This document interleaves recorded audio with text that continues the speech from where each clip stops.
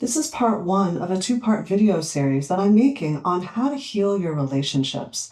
Relationships, especially our intimate relationships, can be such an incredible source of love and joy and happiness in our life, or they can be a huge source of pain and sorrow. In this video, I'm going to be focusing on one of the most unconscious habits that people have that are perpetuating the relationship that they don't like. And then I'm going to discuss a relationship dynamic that I most commonly see with clients and that I've personally experienced that just creates this negative cycle of two people hitting each other's wounds. And of course, I'm going to give you simple and effective tools that you can apply immediately to start seeing changes for the better in your relationship. But before I begin, if at any point you find that this information is helpful, then please like, share, subscribe, or comment so that this video can reach more people. And lastly, if you feel that what I'm saying is resonating with you and you'd like to work with me, then please feel free to reach out to me at the email provided in the description box below. Paying attention to our inner dialogue. One of the reasons why I'm such a huge advocate for building awareness or regaining more of your awareness is so that you have more of an understanding of what's actually going on in your life. Meaning that you are able to spot things, you're able to spot habits and patterns within yourself so that you can realize the loop that you're on. And one of the patterns that is the most harmful to our relationships is our own inner dialogue. I remember years ago when I first made the connection between my inner dialogue about a specific person that I was in a relationship with. It could be a friend, a coworker, an actual intimate partner. It didn't really matter. But the internal dialogue that I had going in my mind, my own conversation with that person, was absolutely going to create the type of relationship that I had with them. For example, let's say you've been married for a long time and your inner dialogue on a typical day might sound something like this. Oh God, why can't he ever remember to put the dishes in the dishwasher? I mean, it's dirty. He can't seem to manage to get it from the sink into the dishwasher. Or I can't stand the way he chews. Why does he have to smack his lips like that? Or why doesn't he ever just spend some time with me, some quality time? Why does he have to just run into his room the minute that he comes home? We never talk anymore. We never have good conversations anymore. So these are some of the things that might be going on in your mind. Now, what happens when we do this is we perpetuate whatever it is that we're seeing in our relationship. Because remember, projection is perception. So whatever you're putting out is how you're going to see the world. And this is absolutely the case in regards to your relationships with others. So when we're not aware of these patterns of thought that are on autopilot, that are going on automatically all the time, we just keep ourselves stuck in this pattern with this person. So in order for us to break free of this cycle, we need to at least become aware of the fact that we're even having this inner dialogue. Once we realize that we're having the inner dialogue, the next step to do is probably pretty obvious. We need to change the inner dialogue. Now, if it's too difficult, if you're having too much resistance about this person, it's better to just shift the dialogue to something completely different. So it's off topic. It's not about this person. You don't have to jump from A to Z and start finding all these things about this person that you absolutely love, because that's going to feel inauthentic. But what you can do is you can just become aware and notice these thoughts that you're having, and then shift yourself away from that thinking, because that's going to really drop and let go of a lot of the resentment and a lot of the animosity that you're feeling towards this person. And then over time, what needs to happen is we need to find ways of picking out things about this person that we actually like. And I know that might be really challenging for some of you, but I promise this works. I can attest to this because I have tried this and it is so incredible. The results are unbelievable, really. And we can do this by cultivating all of the little things that we actually enjoy about this person. Now, this can be the smallest thing. I mean, the littlest thing can start to tip the scale in the right direction. Because once you begin to find little things, it has this snowball effect. And before you know it, you're finding all sorts of things that you like about this person. And what happens is that they feel that energy coming from you. They feel that you've dropped your judgments and you've maybe dropped your resentments.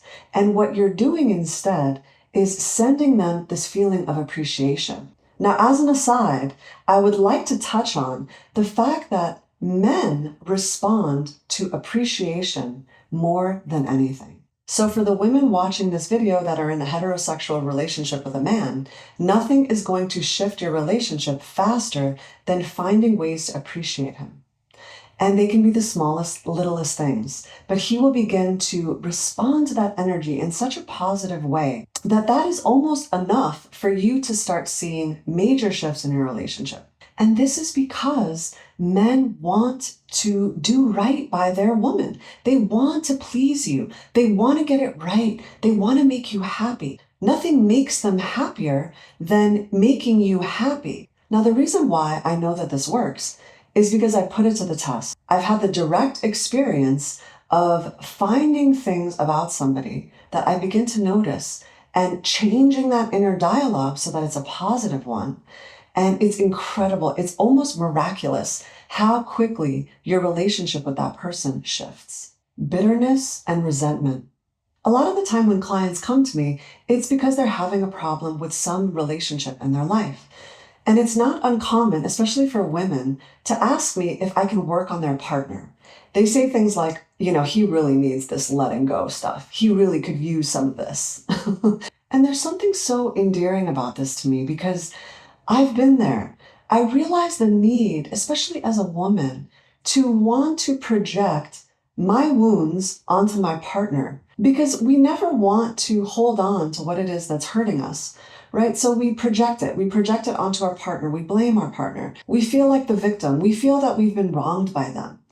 But in reality, what's actually going on is that we have these wounds because we haven't ever been taught how to process our emotions, how to process our experiences, which involve our emotions, and then we don't know what to do with these emotions. We just suppress them. We repress them or we suppress them. We avoid them. We resist them in some way, shape, or form. And then we get stuck with them. And then we don't know what to do with these emotions, with these feelings. So we want to get rid of them. And anytime that we're projecting, that's what we're trying to do, right? We're trying to get rid of these feelings and we just don't know how. And it's much easier to blame our partner than it is to actually admit that these are our problems. These are our wounds. These are the things that we are unwilling to let go of and look at and release from our lives.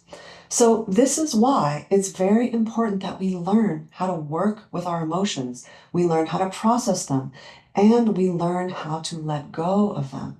Now, what I tell people when I work with them, especially in regards to their relationship, is that you can think of your relationship like a recipe. In this analogy, you would be a bread recipe. So let's say you, as an ingredient, would be the salt, and your husband, the flour. And maybe your children are the yeast. They give rise to the responsibility that you bring forward in the relationship. Now, if you start to work on processing your emotions and you really work on some of these wounds and letting them go, what begins to happen is that you, as the ingredient, begins to change. Maybe you turn into sugar because you become sweeter. You realize that there are things about yourself that you can let go of and you can become more yielding, more accepting, more appreciative of your partner. And now, instead of a loaf of bread, you guys are this delicious, moist, gooey cake. And your relationship has now shifted only because you turned into sugar. So it's not necessary for you to actually fix your partner.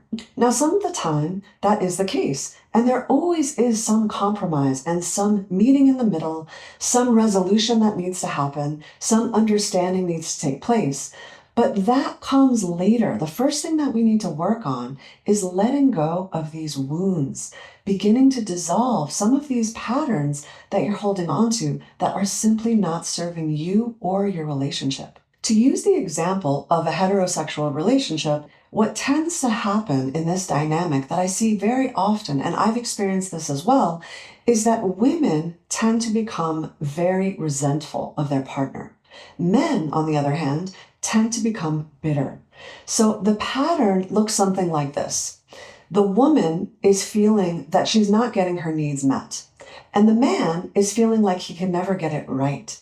He can never seem to make the woman happy. And so what happens in this situation typically is it creates this very negative pattern or loop where the woman is constantly pointing out all of the things that the man is doing wrong in the relationship. And the man feels pretty hopeless and he just becomes bitter. He sort of gets this chip on his shoulder, and all he can think about doing is getting away from her. And so he tries to evade any contact with her. He really just runs into his room, or he goes out with his friends, or he just distances himself in whatever way that he can.